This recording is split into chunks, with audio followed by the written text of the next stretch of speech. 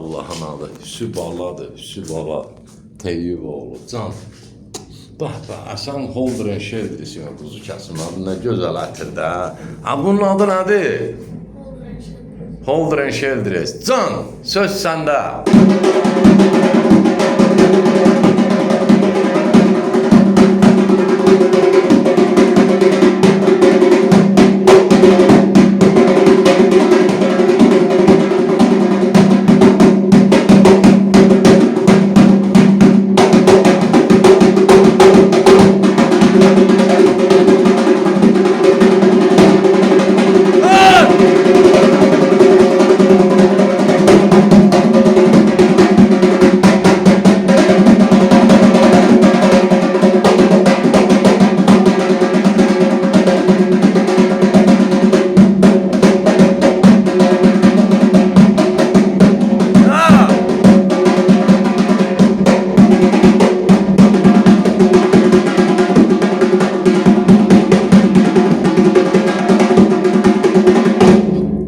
Bir dənə orta trimo ver.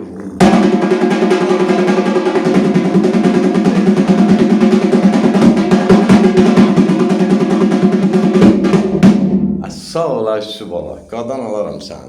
Bunu da elə bala məktəbi Gəncə. Bunun qadasını alım. Evləriniz müəllimi yaşayış yeri Gəncə şəhəri.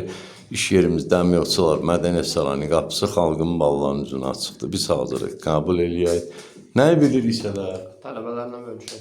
Sağ ol, çox sağ ol. Nəyi biliriksə də? Sənin qadan olaram, ha? Öpürəm. Ramdaraba, rambada, daraba.